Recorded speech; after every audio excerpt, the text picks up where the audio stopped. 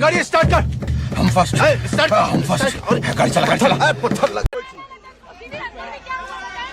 मेरे को पिटाया, मेरे को लात मारा, वाह मोदी जी वाह। अरे तू कैसा भाई है, इधर तेरे बहना को लोगों ने लात जूता बजा दिया और तू बोल रहा है वाह मोदी जी वाह। वैसे मोटा भाई ने बोला था कि चुनाव जीतने के बाद गुंडों की बजाई जाएगी, लेकिन बीजेपी के कार्यकर्ता तो अति उत्साहित निकले, ममता बानो को ही बजा दिया। चुनाव रिजल्ट बंगाल की वोटिंग देख के जरा सी भी सरप्राइज्ड हुई नहीं, क्योंकि बंगाल में कभी टीएमसी वर्सेस बीजेपी था ही नहीं। था क्या? TMC versus 90 lakh deleted voters, TMC versus selection commission of India, TMC versus ट्रेनें भर के लोग जो आ रहे हैं यहाँ पे वोट डालने के लिए, टीएमसी वर्सेस जो सुरक्षा कर्मचारी लोकल्स को पीट रहे हैं, टीएमसी वर्सेस ईडी जो इनके कंसल्टेंट्स को दबोच रही है, टीएमसी वर्सेस गोदी मीडिया जो प्रोपेगेंडा चला रही है 24 घंटे नफरत भरा। बफेलो का कि ये तो पहले से पता था कि तू और तेरी छोटी मोटी गैंग रोना तो रोएगी।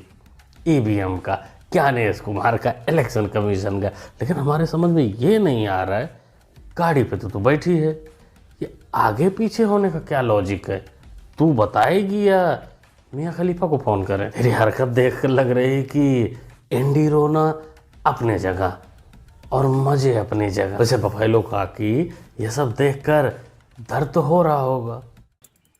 तब देखा जाता है जब चुनाव निष्पक्ष होते हैं, और किस तरह से चुनाव आयोग ने और सारी केंद्रीय एजेंसियों ने भाजपा का साथ दिया है। ऐसे में चुनाव का रिजल्ट देखना इसका कोई मतलब नहीं बनता जब रिजल्ट पहले से पता हो। नहीं, मजा आया भाई। जिस प्रकार से दर्द है उस प्रकार महसूस नहीं हो रहा चेहरे पे। थोड़ा जोर जोर से रो, जिससे आवाज बांग्लादेश तक जाए। जो वहाँ भाईजान बैठे हुए हैं उनको भी थोड़ा महसूस हो, उनको भी थोड़ा पसीना आ जाए। दोस्तों इस वीडियो में आपको देखने को मिलेगा ईवीएम पर डंडी रोना, जो पहले से एक्सपेक्टेड था कि ऐसा कुछ होगा। लेकिन उससे पहले मैं आपको दिखाने वाला हूं कि बीजेपी के कार्यकर्ता खुद से अति उत्साहित हो गए और ममता के गुंडों को बचा दिया। हम लोग खबर देख रहा था रिजल्ट, आकर बीजेपी सब गुंडा सब 30-32 दोस्त 250 आदमी आकर आया, लाठी लेकर मारा।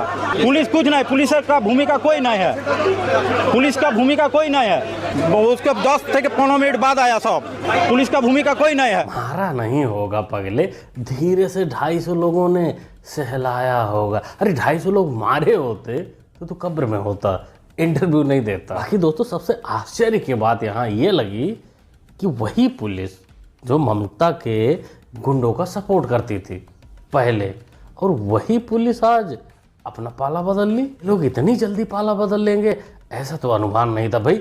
नेता भी इतना तेजी से नहीं बदल पाते। वैसे कुछ तो मजबूरी रही होगी पश्चिम बंगाल पुलिस की, जब ममता बानो की सरकार थी, कि उनको अब पाला बदलना पड़ा।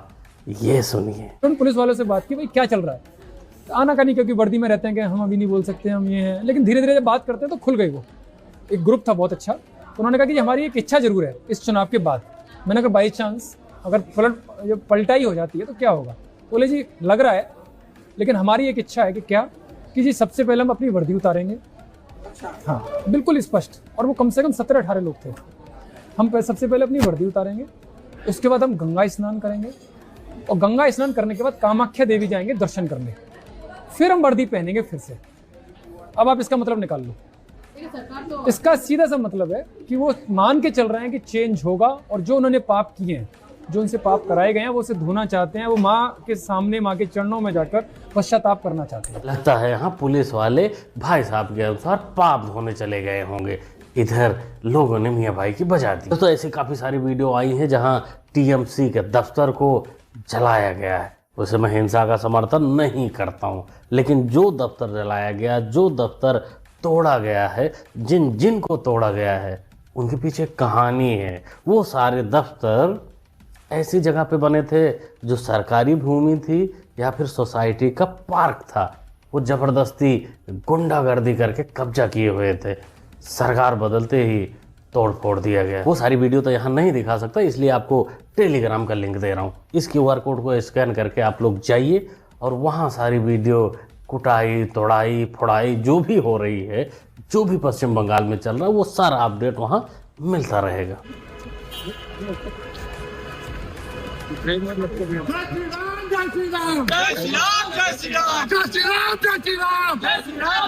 चोर कोई चोर, चोर भाई को कौन, चोर कोई, जय श्री राम, जय श्री राम, चोर भाई को कौन, चोर। देखो जी, ये मोहतरमा चुनाव तो नहीं लड़ रही थी, लेकिन चोर के टैग से गुजरना पड़ रहा है, क्योंकि ये ममता बानो की सगी वाली हैं, रिश्तेदार हैं, काजोरी बनर्जी। ये भवानीपुर काउंटिंग सेंटर पर गई थी। अब देखो, वहाँ ममता बानो तो जा नहीं सकती थी, क्योंकि वहाँ उनको लात जूते पड़ रहे थे।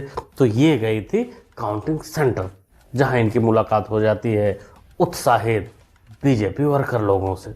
उन्होंने जय श्री राम का नारा लगाया और चोर बोला। अब देखो, चोर का ट्रैक तो चलो ठीक है, बोल सकते हैं, लेकिन जय श्री राम का नारा क्यों बोला गया? क्योंकि इनको याद दिलाना था कि जय श्री राम का नारा तुम्हारे बहना का सामने जब बोला जाता था, जब सरकार थी तुम्हारी, तब वो खदेड़ती थी, मना करती थी, गुस्सा करती थी। लेकिन अब समय बदल चुका है।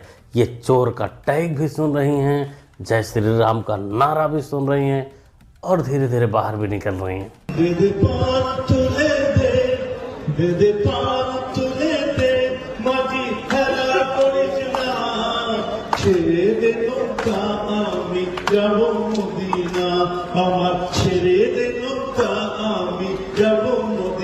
ये काबा मदीना का गाना ममता बानो किसी मस्जिद में या किसी मकबरे में या किसी मजार पर नहीं सुन रही हैं।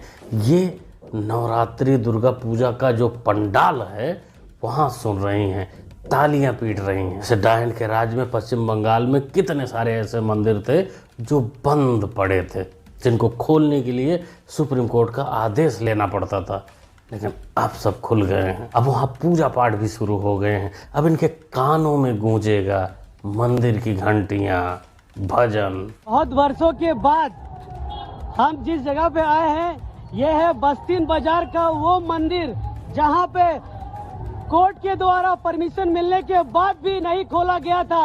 बोला गया था कि यहाँ पे खून की नदियाँ बहेगी। आज बीजेपी सरकार आने के बाद और ये मंदिर आज खुल चुका है।